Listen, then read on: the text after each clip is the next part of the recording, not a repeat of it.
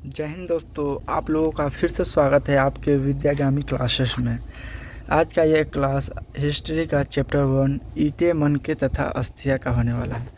कल के क्लास में आप लोग हिस्ट्री के सभी चैप्टरों का इंट्रोडक्शन पढ़ा था। टोटल 15 चैप्टर होते हैं। टोटल 3 भाग होते हैं हिस्ट्री का: प्राचीन इतिहास, आधुनिक मध्यकालीन इतिहास और आधुनिक इतिहास।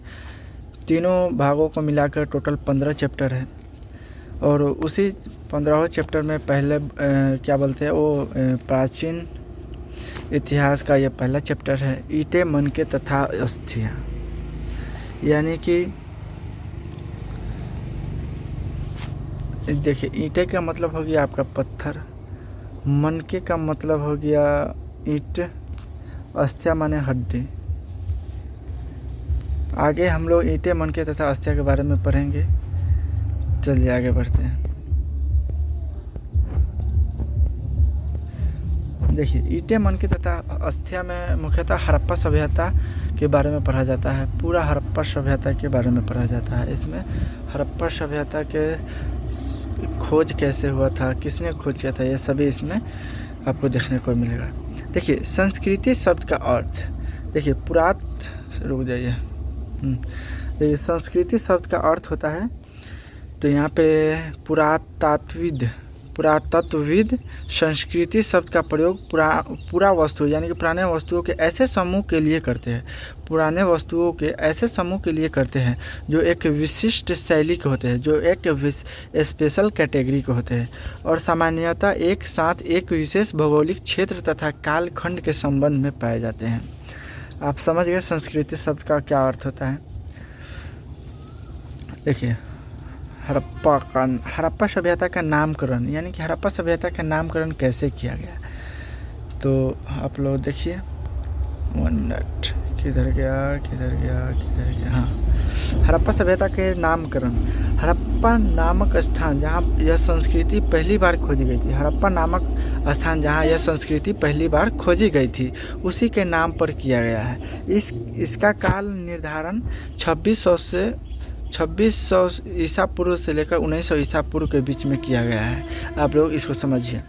हड़प्पा सभ्यता का नामकरण कैसे हुआ, 1 मिनट।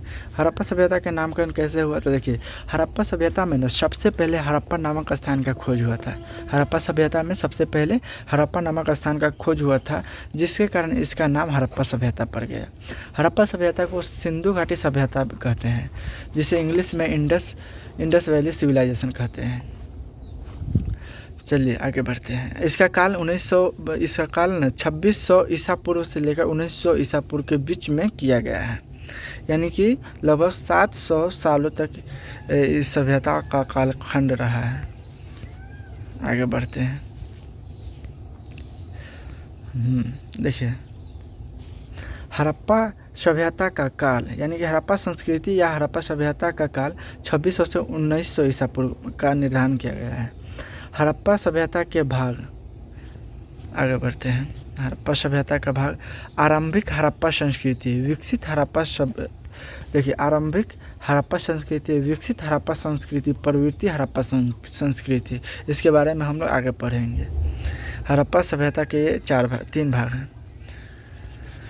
नेक्स्ट। हाँ, चलिए। देखिए, हड़प्पा सभ्यता को सिंधु घाटी सभ्यता क्यों कहा जाता है? हड़प्पा सभ्यता को सिंधु घाटी सभ्यता क्यों कहा जाता है?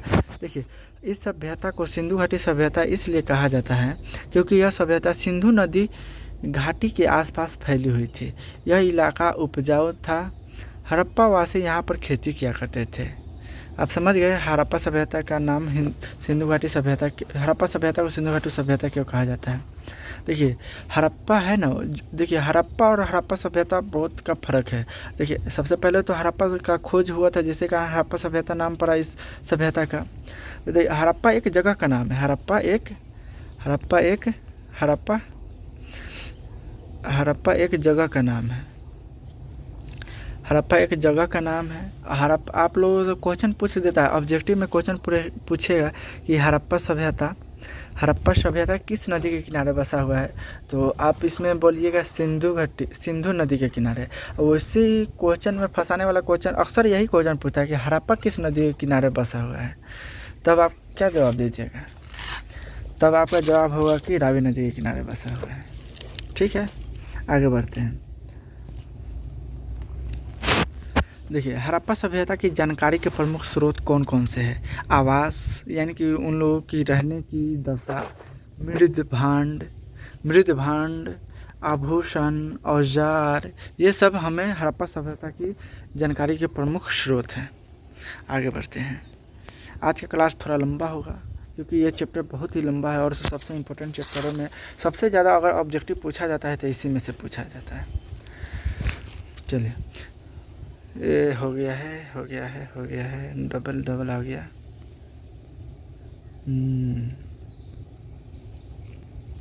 सिंधु सभ्यता का निर्माता, यानी कि हड़प्पा सभ्यता के निर्माता। सिंधु सभ्यता के अंतर्गत उत्खनन में मुख्यतः प्रकार के अस्थिर पंजर यानी कि कंकाल मिले हैं। 4 प्रकार के अस्थिर पंजर यानी कि कंकाल मिले हैं। प्रोटो ऑस्ट्रोलॉयड, भूमध्य सागरीय, अल्पलाइन, मंगोलियन, ये 4 प्रकार के अस्थिर पंजर पाए गए हैं। देखिए, आप लोग से अक्सर ये सवाल पूछा जाता है, प्रश्न आते हैं ऑब्जेक्टिव में कि हड़प्पा सभ्यता की खोज किसने किया था? तो देखिए, हड़प्पा सभ्यता की खोज दयाराम साहनी ने 1921 ईस्वी में किया था। ठीक है, आगे बढ़ते हैं। देखिए, इसके आधार पर यह संभावना स्वीकार की गई है कि इसके निर्माण में मिश्रित प्रजातियों के लोगों का स्थान था। मिश्रित प्रजातियों यानी कि अलग अलग प्रजाति, अलग अलग जगहों के लोग थे। उन जैसे में आप लोग अभी पढ़े हैं ना कि कितने प्रकार के कंकाल मिले थे, तो 4 प्रकार के। प्रोटो ऑस्ट्रोलॉयड, भूमध्य सागरीय, अल्पलाइन और मंगोलियन, ये सभी लोग आए थे जिनके उनका कंकाल हड़प्पा सभ्यता में पाया गया है, वही बताया गया इसमें। वैसे तो इनका संस्थापक द्रविड़ा को माना गया है। इनका संस्थापक द्रविड़ा को माना गया, जो बाद में दक्षिण भारत में पलायन कर गए थे। चलिए आगे बढ़ते हैं। ये सब इम्पोर्टेंट खास नहीं है, सिर्फ आप लोग ध्यान में रखते रहिए बस। ये अभी आए हैं ये बहुत ही मोस्ट इम्पोर्टेंट है। आया है ये हड़प्पा सभ्यता के प्रमुख स्थल। आपसे अक्सर ये पूछ देता है कि हड़प्पा सभ्यता के प्रमुख स्थल कौन कौन से हैं। ये हड़प्पा सभ्यता के कुछ स्थल वर्तमान पाकिस्तान में हैं और बाकी स्थल भारत में हैं। देखिए, नागेश्वर गुजरात में है, बालाकोट पाकिस्तान में है, चनहुद्रो पाकिस्तान में है, कोटदीजी पाकिस्तान में है, धौलीवीरा गुजरात में है, लोथल गुजरात में है, कालीबंगन राजस्थान में है, बानावली हरियाणा में है और राखीगढ़ी हरियाणा में है। और है क्या? देखिए, इसके अलावे भी मैं बता देता हूँ। देखिए, हड़प्पा सभ्यता का विस्तार न मालूम है आपको। इधर कश्मीर से लेकर उधर महाराष्ट्र के दीमापुर तक, और इधर उत्तर प्रदेश के आलमगीरपुर से लेकर उधर क्या बोलते हैं पाकिस्तान तक का, पाकिस्तान के क्या बोलते हैं पाकिस्तान का कोई एक जगह है जो इसमें अभी नहीं मेंशन किया गया है। मैं जैसे वो ऑब्जेक्टिव में मैं आपको बता दूंगा, लेकिन इसका क्षेत्रफल लगभग 12,99,600 वर्ग किलोमीटर में ये फैला हुआ है। 12,99,600 वर्ग किलो में ये फैला हुआ है।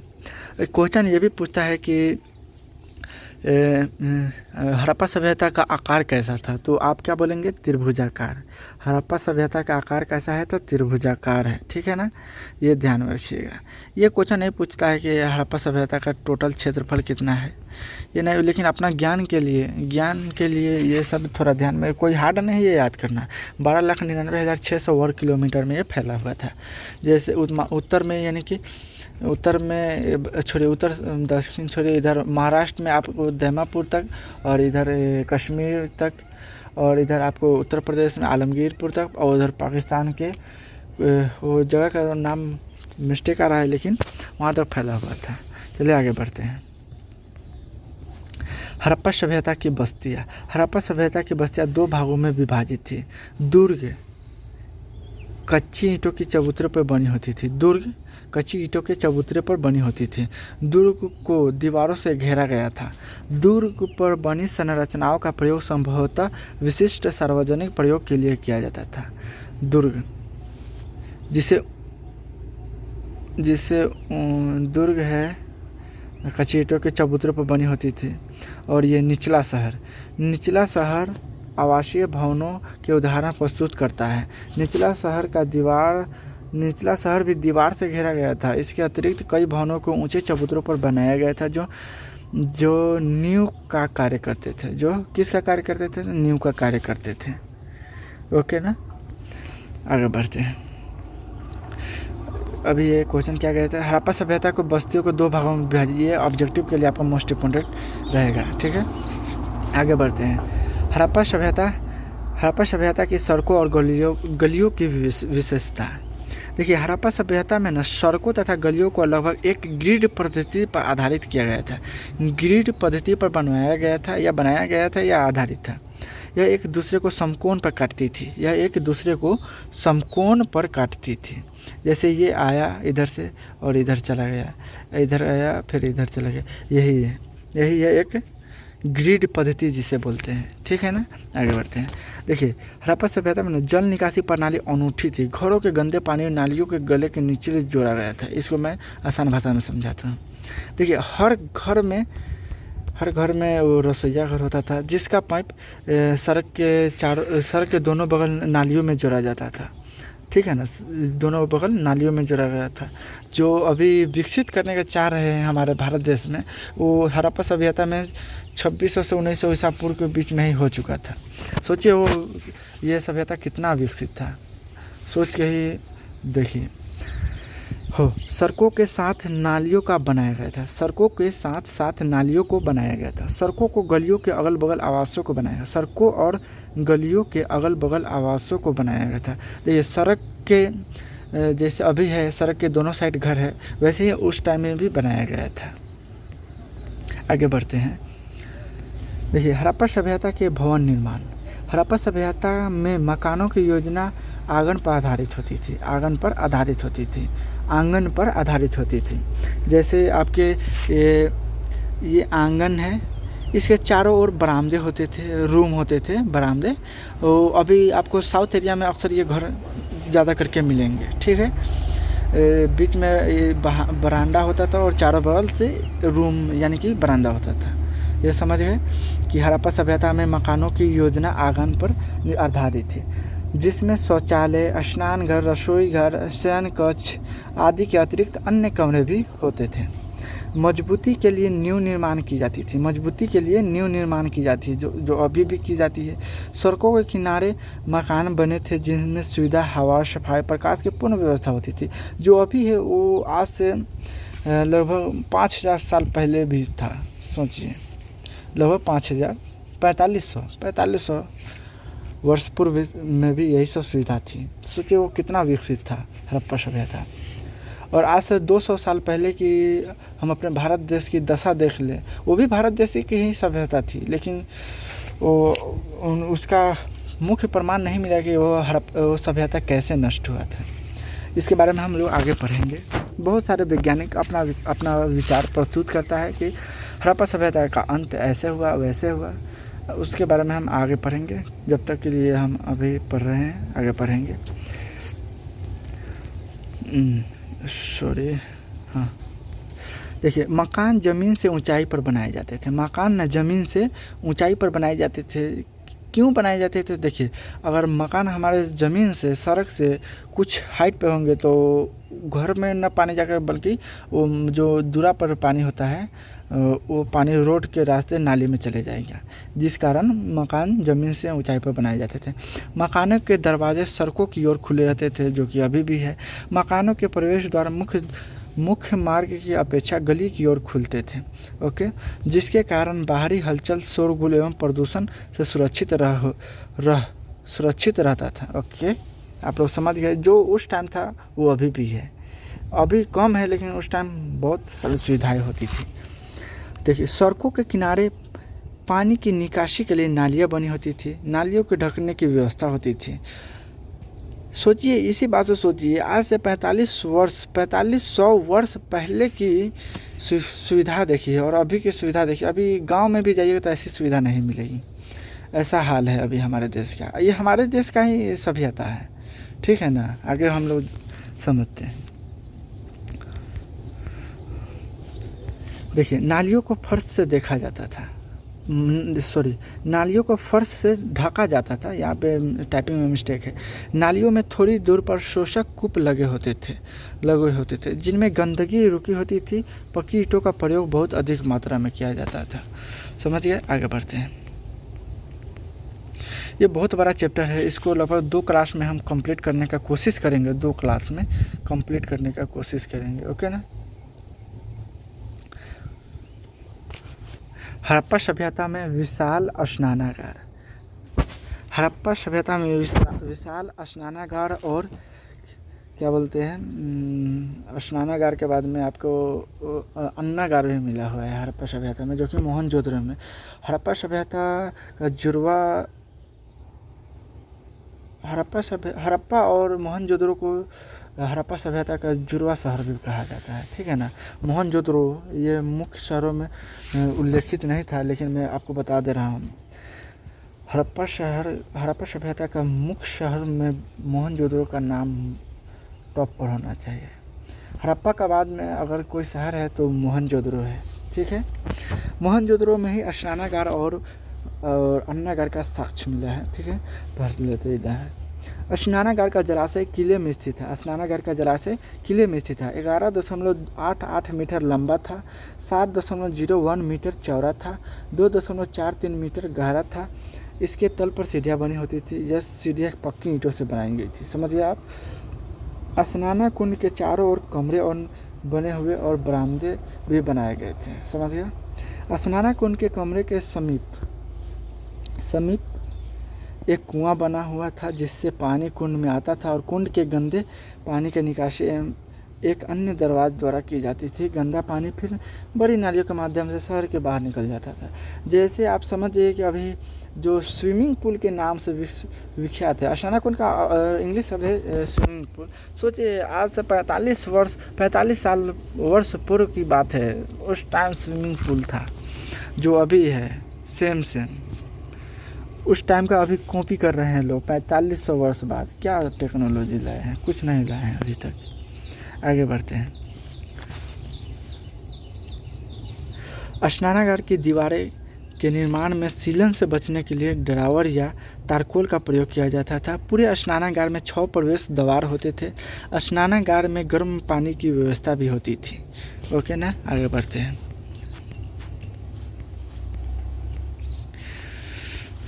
देखिए, हड़प्पा सभ्यता में सार्वजनिक भवन। सिंधु घाटी सभ्यता के 2 भागों में विभाजित किया गया था, जिसके ऊपरी हिस्सों में सार्वजनिक भवन एवं निचले हिस्सों में व्यक्तिगत आवास बने हुए थे। देखिए, सिंधु घाटी सभ्यता के 2 भागों में विभाजित किया गया था, जिसके ऊपरी हिस्से में सार्वजनिक भवन होते थे और निचले हिस्से में व्यक्तिगत आवास बने हुए थे, यानी कि पर्सनल रूम निचले हिस्से में होते थे और ऊपरी हिस्सा में सार्वजनिक होते थे, ओके ना। समझ गए आप। आगे बढ़ते हैं। उत्खनन में सार्वजनिक एवं राजकीय भवनों के अवशेष मिले हैं। एक अवशेष मोहनजोदड़ो से मिला है, जो 70 मीटर लंबा और 24 मीटर चौड़ा है। यह इस स्मारक का उस काल का संपन्न एवं परिचय था। यहाँ पर ही 71 मीटर लंबा एवं उतना ही चौड़ा वर्गाकार कक्ष का अवशेष प्राप्त हुआ, जिसमें 20 स्तंभ थे। समझिए, 71 मीटर लंबा, यानी कि क्या बोलते हैं, 71 × 3 कर लीजिए, लगभग आपका 7×21 215-16, यानी कि 220 फीट लंबा और उतना ही चौड़ा एक, क्या मालूम है, रूम। सोचिए कितना बड़ा रूम था। 20 स्तंभ, यानी कि 20 पिलरों का एक रूम था। आप लोग समझ जाइए कि वो कितना लंबा और चौड़ा होता था।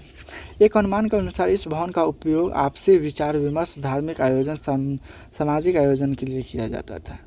अभी जो क्या बोलते हैं ऑडिटोरियम के नाम से अभी फेमस चल रहा है ना, उस टाइम भी ऑडिटोरियम था, ऑडिटोरियम ही शायद बोला जाता है, उस टाइम में भी ऑडिटोरियम था, जो कि धार्मिक, सामाजिक, ये सभी अनुवादों को समझने के लिए बनाया गया था।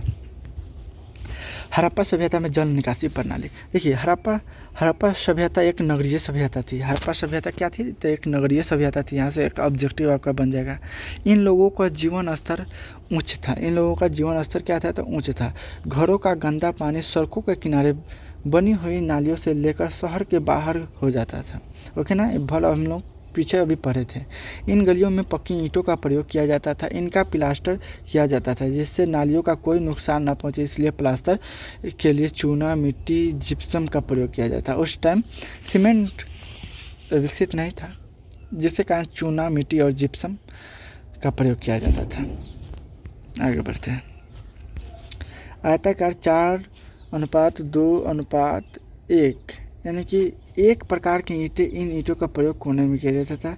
नोकदार ईंटों, इनका प्रयोग कुओं में किया जाता था। 1T प्रकार की ईंटों का प्रयोग सीढ़ियों में किया जाता था। देखिए, आयताकार बनाने के लिए आपको 4:2:1 का प्रयोग किया जाता था, और एक एल प्रकार की ईंटें, इन ईंटों का प्रयोग कोने में किया जाता था। एल प्रकार की ईंटें ऐसी ईंटें थे जिनका प्रयोग मालूम है क्या? कोने में किया जाता था। नोकदार ईंटें का प्रयोग, नोकदार ईंटें आपका ऐसे हो जाएगा। नोकदार ईंटें का प्रयोग मालूम है कुओं में किया जाता था। नोक उसका निकला रहता था, तो उसका कुआं में प्रयोग किया जाता था। और ये टी आकार का ईंट जो होता था, उसका प्रयोग सीढ़ियों में किया जाता था। ईंटों पर बिल्ली का पीछा करते हुए कुत्तों के पंजे का निशान मिला है। यह चनहुद्रों में मिला है। यह कहाँ मिला है? तो चनहुद्रों में मिला है। आपसे सवाल पूछता है कि बिल्ली के साक्ष्य का देखिए, बिल्ली का पीछा करते हुए कुत्ते के पंजे का निशान कहाँ मिला है? तो चनहुद्रों में मिला है। ये मोस्ट इंपोर्टेंट ऑब्जेक्टिव है, जो कि 2025 में पूछा था। 2025 में ये पूछा हुआ था। ठीक है ना, आगे बढ़ते हैं।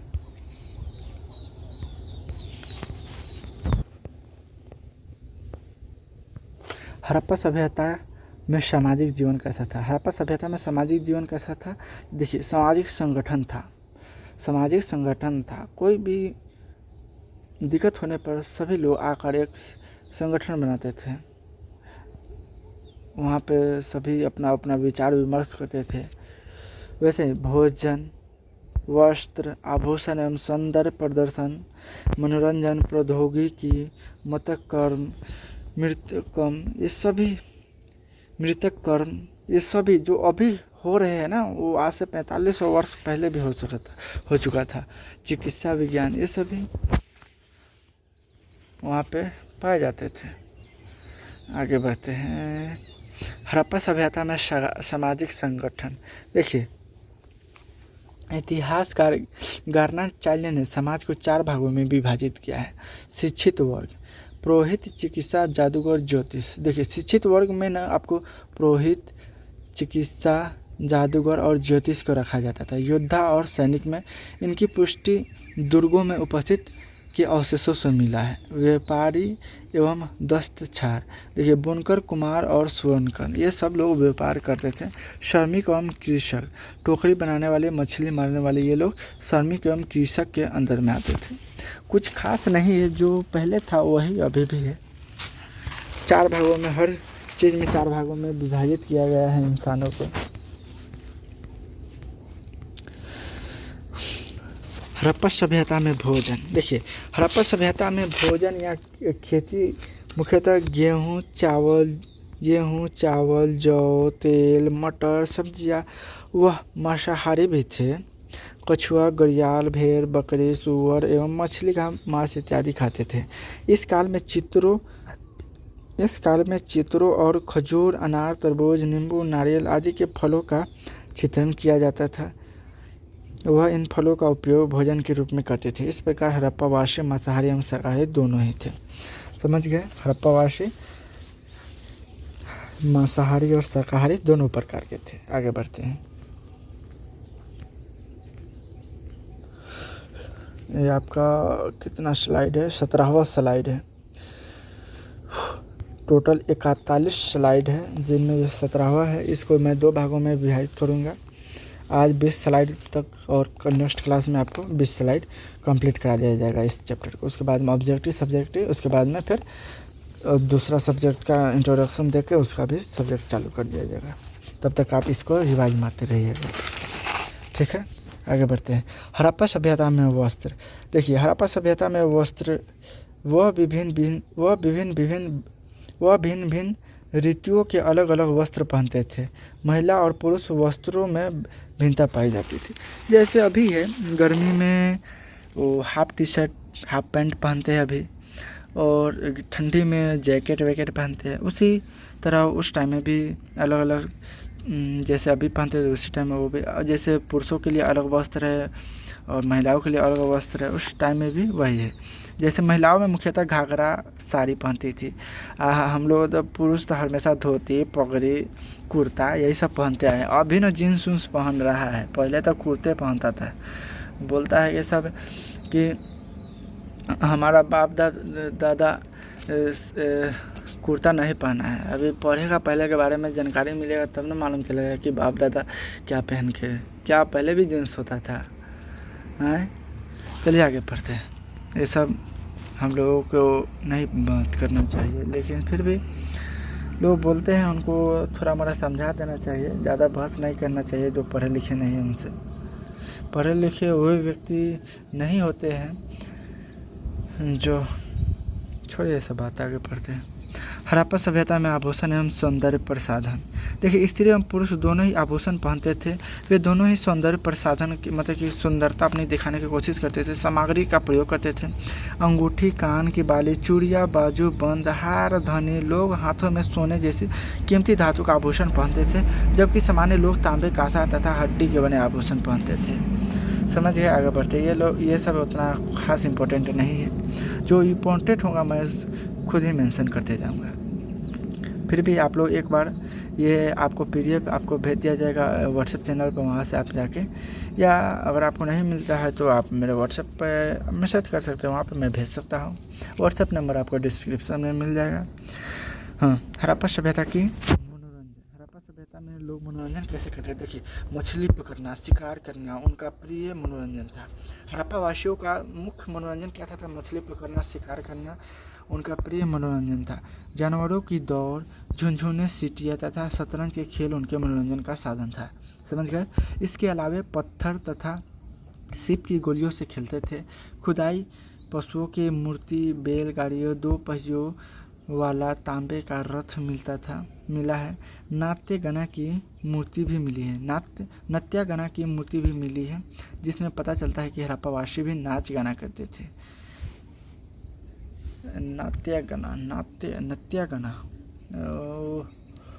की मूर्ति में, जिसे हमें यह मालूम चलता है कि हड़प्पावासी नाच गाना के शौकीन थे। आगे बढ़ते हैं। ये 1900 स्लाइड है। इसके बाद में एक और स्लाइड के बाद में नेक्स्ट क्लास में पूरा स्लाइड कंप्लीट करा दिया जाएगा। देखिए, हड़प्पा सभ्यता में मृतक कर्म अंत्येष्टि क्रिया 22 है। कितना है? 22 है। देखिए, हड़प्पा कालीन नगरों मोहनजोदड़ो, बनावली, हड़प्पा, कालीबंगा आदि में शमशान के अवशेष मिले हैं। ठीक है, समझ गए। देखिए, हड़प्पा सभ्यता में ना मोहनजोदड़ो, बनावली, हड़प्पा, कालीबंगा आदि में शमशान के अवशेष मिले हैं। सर जॉन मार्शल के अनुसार इसे 3 भागों में विभाजित किया गया है। आगे समझते हैं। देखिए, पूर्ण समाधिकरण, आंशिक समाधिकरण, दाहकर्म। समझ गया। देखिए, सर जॉन मार्शल के अनुसार ना इसे 3 भागों में विभाजित किया गया है। पूर्ण समाधिकरण, आंशिक समाधिकरण, दाहकर्म। आगे बढ़ते हैं। पूर्ण समाधिकरण के बारे में पढ़ते हैं। देखिए, शव को उत्तर से लेकर दक्षिण की ओर दफनाया जाता था। पूर्ण समाधिकरण में क्या होता था कि शव को उत्तर से लेकर दक्षिण की ओर दफनाया जाता था।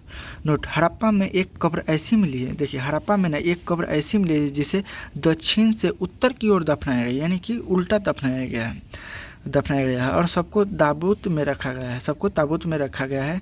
इसका पहचान विशेष कब्र से की गई है। नोट, नोट, ये सब में नोट जो जहाँ जहाँ नोट आपको लिखा हो ये मोस्ट इम्पोर्टेंट है, आपको ये यहाँ पे ध्यान देना पड़ेगा। देखिए, लोथल में पूर्व से पश्चिम की ओर दफनाने का अवशेष मिला है।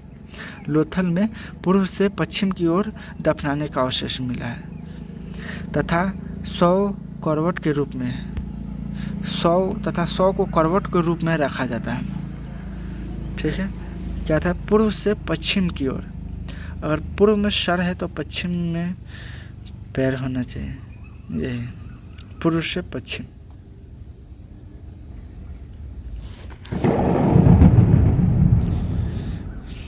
इधर बम फूटता है, वही नॉइज आता होगा। देखिए, यहाँ पे फिर एक और नोट है। नोट, लोथल में ही युग्म यानी कि 100 स्त्री पुरुष मिला है। एक साथ स्त्री और पुरुष को दफनाया गया है लोथल में। ठीक है, इससे पता चलता है कि उस समय सती प्रथा प्रचलित थी। देखिए, अब आज से कुछ अंग्रेज़ों के आने से पहले सती प्रथा काफ़ी प्रचलित में थी। वैसे ही लोथल में स्त्री और पुरुष दोनों का 100 मिला है, जिससे पता चलता है कि वहाँ उस समय भी सती प्रथा का प्रचलन था। देखिए, सबसे बड़ा कब्रिस्तान हड़प्पा से मिला है, जिसे R37 की संज्ञा दी गई है। सबसे बड़ा कब्रिस्तान हड़प्पा से मिला है। हड़प्पा सभ्यता में सबसे बड़ा कब्रिस्तान हड़प्पा से मिला है, जो कि R37 के नाम से जाना जाता है। हड़प्पा संस्कृति में एक और कब्रिस्तान मिला है, तो जिसे एच कब्रिस्तान की संज्ञा दी गई है। एक कब्रिस्तान मिला है जिसे एच कब्रिस्तान की संज्ञा दिया गया है। चलिए, आज के लिए इतना ही। बहुत समय हो गया है, 31-32 मिनट का क्लास हो चुका है। एक और क्लास में ये चैप्टर क्लोज हो जाएगा। उसके बाद में आपका इसका एक क्लास में ऑब्जेक्टिव क्लियर करा दूंगा और एक क्लास में लघु त्रिय और एक क्लास में दीर्घ त्रिय, यानी कि लगभग 5-6 क्लास में ये कंप्लीट हो जाएगा। बहुत जल्दी कंप्लीट कराऊंगा मैं, अक्टूबर-नवंबर तक ले सभी सब्जेक्ट कंप्लीट करने का कोशिश करूंगा।